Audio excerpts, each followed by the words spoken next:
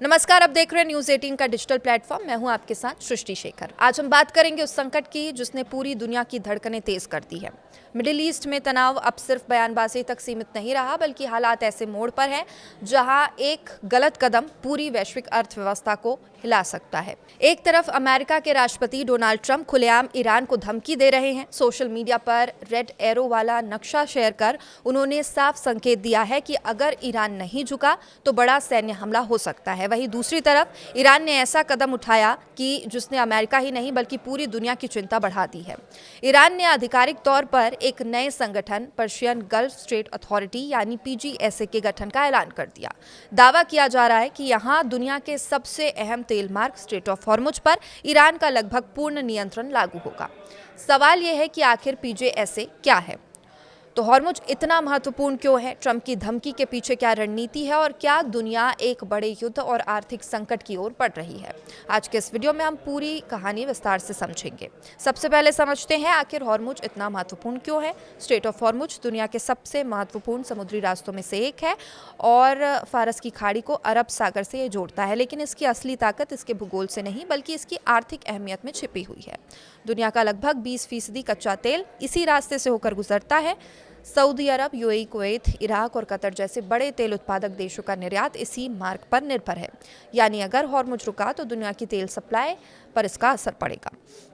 अब ईरान ने इसी रास्ते पर अपनी मजबूत पकड़ बनाने का ऐलान कर दिया है। ईरान की पहले से ही यहाँ पकड़ काफ़ी मजबूत है। ईरान की सर्वोच्च सुरक्षा परिषद ने सोमवार को पर्शियन गल्फ स्टेट अथॉरिटी यानी कि PGSA के गठन की घोषणा की। ईरानी अधिकारियों का कहना है कि यह नया संगठन हॉर्मुज से गुजरने वाले पूरे समुद्री ट्रैफिक को नियंत्रित करेगा। अब इसका मतलब क्या है ये भी समझते हैं। अगर इस रास्ते से गुजरने वाले जहाज़ों को ईरान के नए नियम मानने होंगे, उन्हें विशेष अनुमति लेनी पड़ेगी, भारी टैक्स देना पड़ सकता है और हर गतिविधि पर ईरानी निगरानी बढ़ सकती है। ईरानी संसद की राष्ट्रीय सुरक्षा समिति के प्रमुख इब्राहिम अजीजी ने कहा कि ये एक प्रोफेशनल मैकेनिज्म है जिसके जरिए ईरान इस रणनीतिक जलमार्ग को अपने हिसाब से संचालित करेगा। रिपोर्ट्स के मुताबिक अंतर्राष्ट्रीय जहाज़ों को ईमेल के जरिए नए नियम भेजे जा रहे हैं। अब सोचिए, अगर दुनिया के सबसे महत्वपूर्ण तेल मार्ग पर एक देश का इतना मजबूत नियंत्रण हो जाए तो वैश्विक बाजार पर इसका डर क्यों नहीं फैलेगा। दरअसल पिछले कुछ महीनों से मिडिल ईस्ट में हालात लगातार बिगड़ रहे हैं। 28 फरवरी को अमेरिका और इसराइल ईरान के खिलाफ बड़े पैमाने पर हवाई हमले हुए। अमेरिका का दावा था ईरान का परमाणु कार्यक्रम क्षेत्रीय सुरक्षा के लिए खतरा है और ईरान ने इसे सीधा हमला और युद्ध की कार्रवाई बताया। इसके बाद से दोनों देशों में तनाव बढ़ा। हालांकि सीज फायर होने के बावजूद भी यहाँ पर तनाव की स्थिति कम नहीं दिखाई दे रही है। ईरान ने जवाबी कार्रवाई शुरू की। धीरे धीरे हॉर्मुज में जहाज़ों की आवाजाही प्रभावित हुई। कई जहाज़ों को रोका गया, कुछ पर हमले हुए। वैश्विक बाजारों में तेल की कीमतों में असर देखने को मिला। अब पूरे संकट के बीच अमेरिका ने ईरान को एक 5 सूत्रीय शांति प्रस्ताव भेजा, लेकिन ईरान ने उसे लगभग खारिज कर दिया। ईरानी मीडिया के अनुसार अमेरिकी प्रस्ताव में बेहद कड़ी शर्तें रखी गई थी, जैसे ईरान अपने देश में सिर्फ एक परमाणु साइट चालू रखेगा, उसे अपना संवर्धित यूरेनियम अमेरिका को सौंपना पड़ेगा, परमाणु गतिविधियों पर कड़ी अंतर्राष्ट्रीय निगरानी स्वीकार करनी होगी और इतना ही नहीं, रिपोर्ट्स की माने तो अमेरिका ने ईरान के जब्त फंड का सिर्फ एक छोटा हिस्सा रिलीज करने की बात कही और युद्ध में हुए नुकसान का मुआवजा देने के लिए भी इनकार कर दिया। अब ईरान ने इसे एक तरफा और अपमानजनक प्रस्ताव बताया।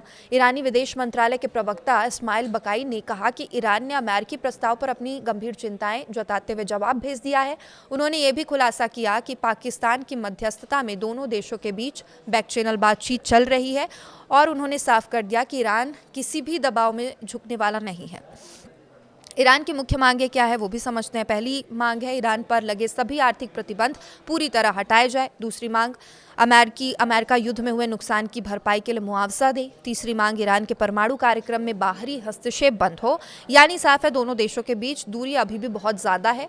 और अब बात करते हैं डोनाल्ड ट्रंप की। ट्रंप ने हाल ही में social media platform truth social पर एक बेहद आक्रामक पोस्ट किया। उन्होंने लिखा, ईरान के लिए घड़ी टिक टिक कर रही है, वे जल्दी फैसला ले वरना उनका कुछ नहीं बचेगा। इसके साथ ही उन्होंने एक नक्शा शेयर किया है जिसमें लाल तीर यानी रेड एरो है। ईरान की तरफ ये एरो बढ़ते दिख रहा है।